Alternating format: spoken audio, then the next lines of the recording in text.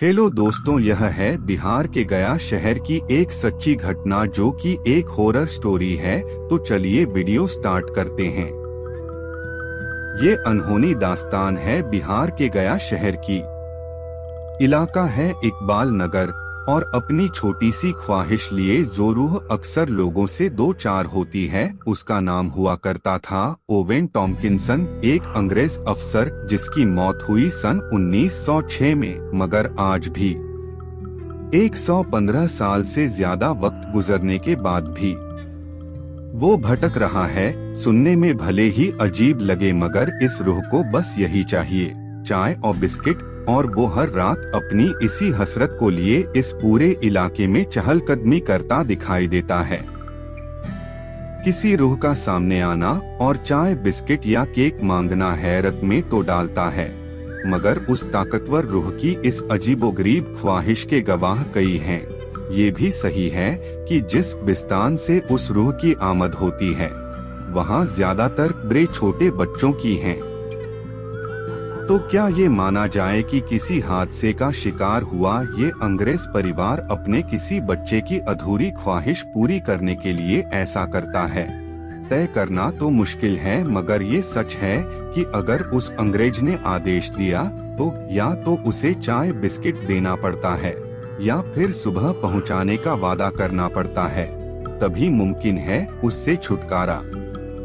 Oven Tomkinson की रूह की इस अनोखी ख्वाहिश से लोग खौफजदा तो हैं, मगर जिंदगी थम गई हो ऐसा भी नहीं है, क्योंकि इस छोटी सी ख्वाहिश को पूरा करना किसी के लिए भी मुमकिन हो जाता है। ऐसा भी हुआ कि इस रूह को अपनी हदों में महदूद रखने की कोशिशें भी की गईं, मगर ये रूह कुछ अरसे बाद फिर दिखाई देने लगी अपनी उसी ख्वाहिश के साथ, चाय और बिस्किट। आखिर वो रूह ऐसा करती क्यों है? क्या कहानी है इसके पीछे? ये एक ऐसा सवाल है जो पिछली एक सदी से इस पूरे इलाके में उस रूह के मानिंद अपने जवाब की तलाश में भटक रहा है। किसी रूह का सामने आना और चाय बिस्किट या केक मांगना हैरत में तो डालता है, मगर उस ताकतवर रूह की इस अजीबोगरीब ख्वाहिश के गवाह कई हैं। ये भी सही है कि जिस बिस्तान से उस रूह की आमद होती है वहाँ ज्यादातर बड़े छोटे बच्चों की हैं। तो क्या ये माना जाए कि किसी हादसे का शिकार हुआ ये अंग्रेज परिवार अपने किसी बच्चे की अधूरी ख्वाहिश पूरी करने के लिए ऐसा करता है? तय करना तो मुश्किल है, मगर ये सच है कि अगर उस अंग्रेज ने आदेश दिया तो या तो उसे चाय बिस्किट देना पड़ता है या फिर सुबह पहुंचाने का वादा करना पड़ता है, तभी मुमकिन है उससे छुटकारा। ओवन टॉम्किंसन की रूह की इस अनोखी ख्वाहिश से लोग खौफजदा तो हैं, मगर जिंदगी थम गई हो ऐसा भी नहीं है, क्योंकि इस छोटी सी ख्वाहिश को पूरा करना किसी के लिए भी मुमकिन हो जाता है। ऐसा भी हुआ कि इस रूह को अपनी हदों में महदूद रखने की कोशिशें भी की गईं, मगर ये रूह कुछ अरसे बाद फिर दिखाई देने लगी अपनी उसी ख्वाहिश के साथ, चाय और बिस्किट। आखिर वो रूह ऐसा करती क्यों है? क्या कहानी है इसके पीछे? ये एक ऐसा सवाल है जो पिछली एक सदी से इस पूरे इलाके में उस रूह के मानिंद अपने जवाब की तलाश में भटक रहा है। एक गुफा जहां लोग जाते तो हैं मगर लौटते नहीं। अजीब देश है ये। लंबे अरसे तक साथ रहने वाले इंसानों को तो अपना ही लेता है, रूहों को भी नफरत की नजर से नहीं देखता। हर कोई कहता है कि वो रूह बस चाय बिस्किट ही तो मांगती है, किसी का नुकसान तो नहीं करती।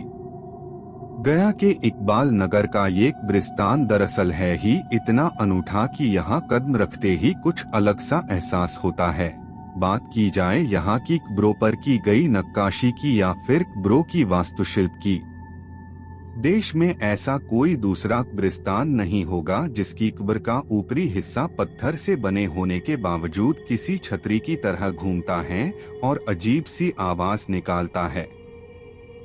कहीं खौफ की दास्तान के पीछे एक वजह है ये तो नहीं। हालांकि इन सब अचरजों के बीच इकबाल नगर की जिंदगी ओवेन की रूह के साथ जीना सीख चुकी है। वो लोग जो ओवेन की रूह से बाकायदा मिल चुके हैं, उनमें से कई अब भी उसी राह से गुजरते हैं। हालांकि मन ही मन में वो ये जरूर मनाते हैं कि उनका फिर ओवेन से सामना न हो। बात सही भी है।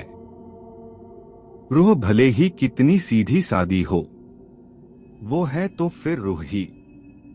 ओवेन की ये अजीबोगरीब दास्तान कुछ पढ़े लिखे लोगों को चौंकाती भी है। वो नहीं मानते कि कोई ऐसी रूह है, और उनकी इस दलील का आधार है ओवेन से जुड़ी वो अनोखी ख्वाहिश जिसमें वो कहता है, मुझे चाय और बिस्किट दो। वो इंसानी खाल का सूट बना रहा था ताकि वो अपनी मरी माँ के जिस्म में घुस सके। मनोवैज्ञानिक मानते हैं कि अगर किसी भी किस्से की हकीकत को परखे बगैर उसे हवा दी जाती रहे, वो किस्सा धीरे धीरे असलियत जैसा मालूम पड़ने लगता है, और गांव के सीधे सादे लोगों का ज़हन उन्हें रस्सी को भी सांप समझने पर मजबूर कर देता है। जिस कब्रिस्तान से इस खौफनाक रूह का ताल्लुक है, दरअसल वो अब इस्तेमाल से दूर है। ईसाई समुदाय ने पिछले कई दशकों से यहाँ से किनारा कर रखा है। यहाँ आसपास ऐसे भी लोग मिल जाते हैं जो अरसे से यहाँ आबाद हैं, और उनकी जिंदगी में कभी भी ये खौफनाक इत्तिफाक पेश नहीं आया। मगर ऐसे लोगों के साथ ही कुछ और ऐसे लोग भी हैं जिन्होंने न सिर्फ ओवेन की रूह को देखा है बल्कि उससे हाथ भी मिलाया है। वो आखिर क्यों वो इस अफवाह का हिस्सा बन रहे हैं जबकि उन्हें इसका कोई फायदा नहीं होने वाला।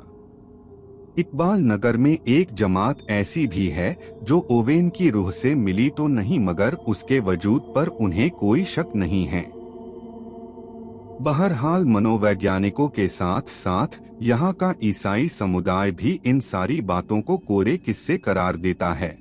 दबी जुबान में कुछ लोग तो यहाँ तक कहते हैं कि कब्रिस्तान की इस 3.5 एकड़ की जमीन पर कुछ भूमाफियाओं की नजर है, और इन सारी कहानियों के पीछे कहीं न कहीं उनका हाथ भी है।